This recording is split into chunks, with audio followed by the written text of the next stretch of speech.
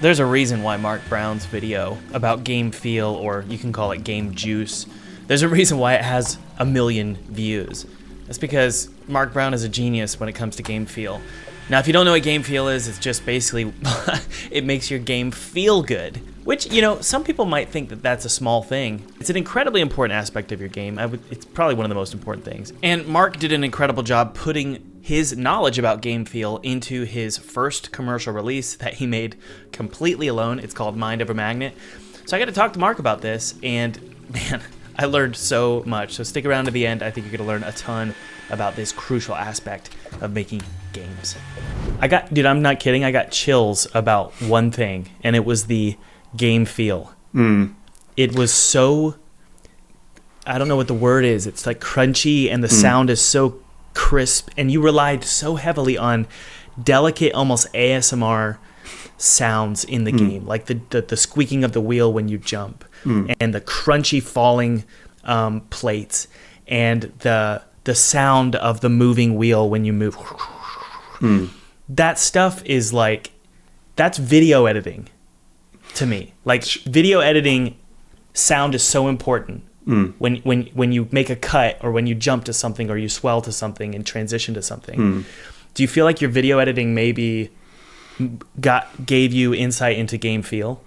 A little bit. I mean, part of it was just I've done a lot of videos about game feel, and obviously, looked at games like Celeste and stuff that just have this great feel. But yeah, I mean, in terms of video editing, I mean, one thing that like any video editor, especially on YouTube, knows is just like you can never have a static thing on YouTube, because people will think that your video is buffering. So it's like you've always got to have some motion and things. So that was like, I felt like that was similar with game dev. Like, if your game ever looks like it's a screenshot, then that's no good. It's got to always be, there's movement, so the backgrounds are all animated, and there's just like particle systems and stuff. Like, it's got to like look alive and kind of inviting in that way. And then sound design was like something that I've never done any videos on sound design. I have no knowledge about it, but I am pleased with the sound design. I do think it does like feel like that is a whole aspect of it that I think does like add to the feel. It was also something that came in quite late. There was like probably a year of development where the game was just completely silent, and then you put in one sound effect and you're like, oh wow, that makes a big difference. I should have done that much earlier. Sure, that's one of the first things that I do is when I'm, and it could be a problem because it definitely leads to like some kind of scope creep where you put in all the sounds like right away, and then because you're changing the mechanics as you're learning what the game is as a developer, you end up killing the sound. So, but I have to put it in for me because it's the only way I can like feel the game. Right. I had a funny thing where I showed I was showing some videos of the game in development to people on my Discord, and realized that I had like the microphone on, and I was doing the sound effects of the game like with my mouth. So I'm just like, phew, boom, and like to me it's just like you know it was so important. But yeah, like going forward, if I do more games, like sound is definitely going to be something I throw in, even if it's placeholder. Like it's just vital. Well, I mean, it's definitely, I would say it's one of the strongest points or one of the strongest elements of Mind Over Magnet is the game feel, in my opinion. Because I played a ton of games from indie developers yesterday and the day before. I just do a live stream where I review indie games. And most indie games suffer because they just feel clunky and chunky and heavy and bloated, and they don't feel reactive. Whereas Mind Over Magnet, you created something that just feels so... I'm coming back to that what I said earlier, where it feels so controlled, and it's almost like you're intensely controlling about the game feel. And I'm curious if is there anything you can share with us about game feel? Like what can indie game developers do listening right now to create better game feel? What are some principles? Yeah, I mean, so during like an early prototype of the game, I just grabbed a basic character controller off the internet, already existing, chucked it into Unity, and was like, that's good enough. And the feedback was, it's not good enough. Like it just feels bad and all these sorts of things. So I took like a good month just on the character controller, just like an empty scene in Unity with some boxes to jump on, and just spent ages just tuning those the jump height and the the gravity of when you come down, just keep playing it over and over again and sharing builds. The Celeste devs actually, Noel, like I sent him a build. I'm just like, dude, is this good enough? And he said it was pretty good, so that was nice. So just like you almost can't spend too much time on that, just because it's like, what is the user doing the most? It's like running around and jumping. Yep. So that better feel damn good. And there's you said, there's plenty of indie games where I played a game yesterday. I'm not going to name it just because I started playing it and was just like, this just doesn't feel nice to move around. Like, it's just turning me off immediately. Other things with game feel, like sound effects, we say particles, like dust, all of that sort of stuff. I guess that also does kind of come out of video editing, of like, you soon realize that if you just have like some graphics on a plain colored background, it looks fine. But as soon as you start putting in like a little bit of texture and some like background, elements and stuff, like every little tiny bit like adds so much more. It's similar like music, where if you just have one instrument, it sounds bad, but you got to have the bass in there and the drums. It's just like, it's all this layering. And so I find that with game feel, it's like, it's the animation and the sound and the movement controls and the particles all together. You can't have it without all of those ingredients. Exactly. I think that game feel is something like trying to replicate the human body, the human experience, right? We've got all these senses. And so when I put my hand up in the air and I put my fingers together, in a game, that's not enough.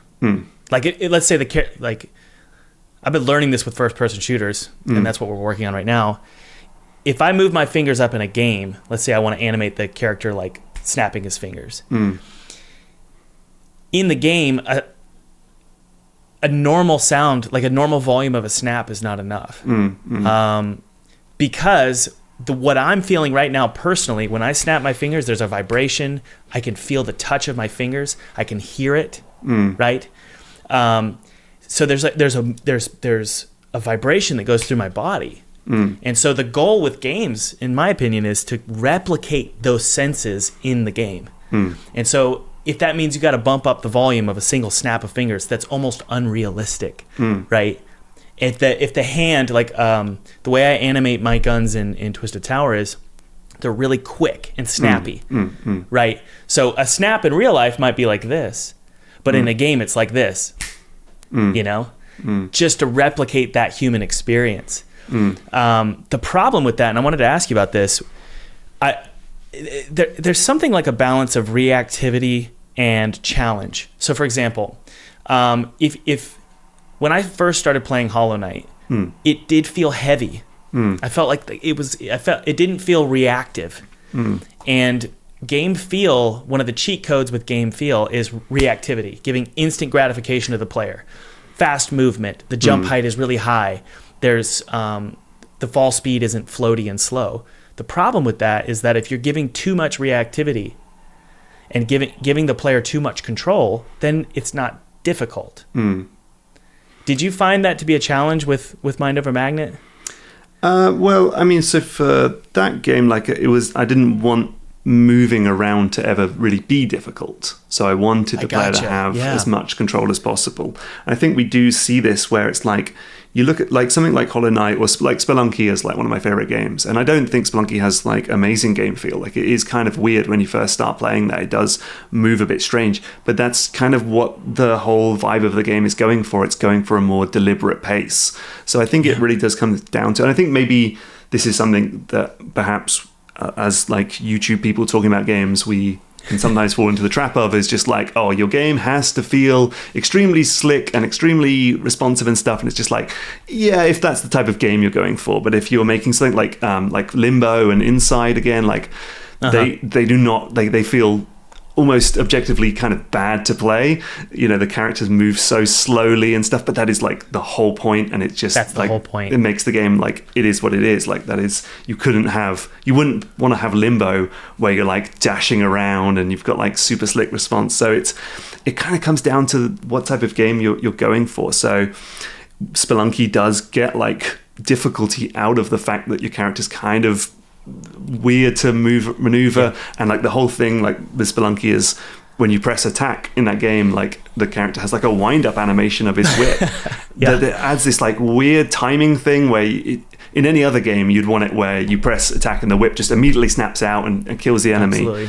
But like Derek, you like realized like it's so much more interesting in his very deliberately paced game to like have that wind-up where you have to like time the bat coming down. So it's like, where do you want the challenge to be in the game? Like, also, you know, we talk about. Sorry, I'm just going off an absolute rant here about. No, this is great. But like Celeste, you know, we talk about like Celeste is super challenging, but also has incredibly tight controls. So how do we square that? Well, it's just like it's in the level design, it's in the challenges. So it's like it's not ever hard to maneuver your character in Celeste. It feels amazing, but it's just like, and then where do they make you maneuver, and what crazy spikes are they going to throw at you and stuff? Sure. That was a complete rant. I'm so sorry. Hey, thanks for watching this clip from the full podcast. Link is below, by the way, if you want to watch that. I also want to let you know, I have this really cool character art tutorial below. It's going to teach you how to make jaw-dropping character art in 2D in just 40 minutes. Hey, it's totally free. There's no gimmicks or anything.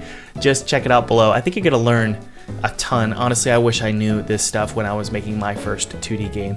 So click below, check it out, learn from a Time Magazine featured artist. That's me.